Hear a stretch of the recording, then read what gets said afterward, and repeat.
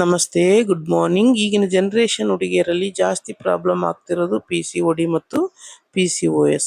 ಇದು ಯಾಕೆ ಬರುತ್ತೆ ಅಂದರೆ ಬಹುಶಃ ನಾವು ಊಟ ಮಾಡ್ತಿರೋ ಪದ್ಧತಿ ಅಥವಾ ನಮ್ಮ ಲೈಫ್ ಸ್ಟೈಲಿಂದ ಬರುತ್ತಿರ್ಬೋದು. ಯಾಕಂದರೆ ನಮ್ಮ ಹಿರಿಯರಿಗೆ ಈ ಪ್ರಾಬ್ಲಮ್ ಏನು ಅನ್ನೋದೇ ಗೊತ್ತಿದ್ದಿಲ್ಲ.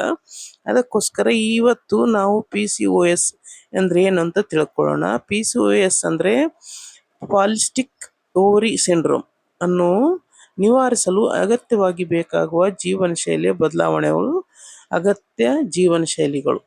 PCOS ಇತ್ತೀಚಿನ ದಿನಗಳಲ್ಲಿ ಸಾಮಾನ್ಯವಾಗಿ, ಆದರೆ ಸಸ್ಯಾಹಾರಿ ಘೋಷಣೆ ಮತ್ತು ಜೀವನ ಶೈಲಿ ಮಾರ್ಪಾಡುಗಳ ಸಹಾಯದಿಂದ ಈ ಸ್ಥಿತಿಯನ್ನು ನಿರ್ವಹಿಸಬಹುದು. ಸಂಪೂರ್ಣ ಆಹಾರಗಳಿಗೆ ಆದ್ಯತೆ ನೀಡಿ. ಸಂಸ್ಕರಿಸಿದ ಆಹಾರಗಳು, ಸಕ್ಕರೆ ಪಾನೀಯಗಳು ಮತ್ತು ಸಂಸ್ಕರಿಸಿದ ಕಾರ್ಬೋಹೈಡ್ರೇಟ್ಗಳನ್ನು ಸೀಮಿತಗೊಳಿಸಿ.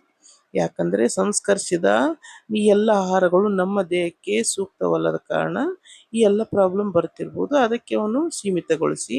ಹಣ್ಣುಗಳು ಮತ್ತು ತರಕಾರಿಗಳು, ಕಡಿಮೆ ಕೊಬ್ಬಿನ ಪ್ರೋಟೀನ್ಗಳು ಮತ್ತು ಧಾನ್ಯಗಳು ಸಮೃದ್ಧವಾಗಿರುವ ಆಹಾರದತ್ತ ಗಮನ ಹರಿಸಿ.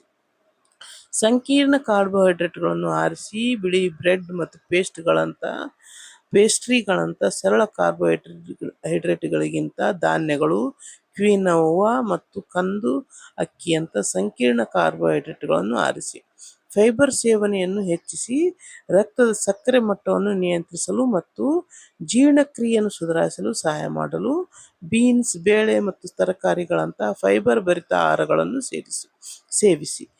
ಆರೋಗ್ಯಕರ ಕೊಬ್ಬುಗಳನ್ನು ಸೇರಿಸಿ. ಹಾರ್ಮೋನುಗಳ ಸಮತೋಲನಕ್ಕೆ ಮುಖ್ಯವಾದ ಅವಕಾಡೊ, ಬೀಜಗಳು ಮತ್ತು ಆಲಿವ್ ಎಣ್ಣೆಗಳಂಥ ಮೂಲಗಳಿಂದ ಆರೋಗ್ಯಕರ ಕೊಬ್ಬುಗಳನ್ನು ಸೇರಿಸಿ. ಚೆನ್ನಾಗಿ ನೀರು ಕುಡಿಯಿರಿ. ಒಟ್ಟಾರೆ ಆರೋಗ್ಯವನ್ನು ಬೆಂಬಲಿಸಲು ಮತ್ತು ಇನ್ಸುಲಿನ್ ಸಂವೇದನೆಯನ್ನು ಕಾಪಾಡಲು ದಿನವಿಡೀ ಸಾಕಷ್ಟು ನೀರು ಕುಡಿಯಿರಿ. ಮತ್ತು ವ್ಯಾಯಾಮ.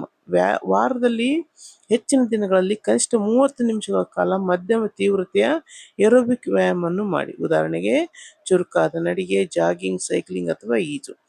ಒತ್ತಡ ನಿರ್ವಹಿಸಿ. ಯೋಗ, ಧ್ಯಾನ, ಆಳವಾದ ಉಸಿರಾಟದ ವ್ಯಾಯಾಮಗಳು ಅಥವಾ ಪ್ರಕೃತಿಯ ಸಮಯ ಕಳೆಯುವಂಥ ಒತ್ತಡ ಕಡಿಮೆ ಮಾಡುವ ಚಟುವಟಿಕೆಗಳನ್ನು ಅಳವಡಿಸಿಕೊಳ್ಳಿ. ಚೆನ್ನಾಗಿ ನಿದ್ರೆ ಮಾಡಿ. ನಿದ್ರೆ ಅಭಾವವು ಹಾರ್ಮೋನುಗಳ ಅಸಮತೋಲನ ಮತ್ತು PCOS ಲಕ್ಷಣಗಳನ್ನು ಇನ್ನಷ್ಟು ಹದಗೆಡಿಸಬಹುದು. ಆದ್ದರಿಂದ ಪ್ರತಿ ರಾತ್ರಿ 7 ರಿಂದ 8 ಗಂಟೆಗಳ ಕಾಲ ಒಳ್ಳೆಯ ಗುಣಮಟ್ಟದ ನಿದ್ರೆಯನ್ನು ಗುರಿ ಮಾಡಿಸಿಕೊಳ್ಳಿ. ಇದರಿಂದ ನಮ್ಮ ಜೀವನದಲ್ಲಿ ಏನೇ ಪ್ರಾಬ್ಲಮ್ ಬಂದರೂ ಸಾಲ್ವ್ ಹೋಗೋದು 100%. ಯಾಕಂದರೆ ನಾವು ಚೇಂಜ್ ಆದರೆ ನಮ್ಮ ಪ್ರಾಬ್ಲಮ್ಮು ತನ್ನಿಂತಾನೇ ಚೇಂಜ್ ಆಗುತ್ತೆ. ಹೊರಗಿನ ಯಾವ ಮೆಡಿಸಿನ್ನು ಬೇಕಾಗೋದಿಲ್ಲ. ಸೊ ಇದು ನಿಮಗೆ ಮಾಹಿತಿ ಚೆನ್ನಾಗಿ ಅನಿಸಿದರೆ ಲೈಕ್ ಮಾಡಿ. Thank you. Good day.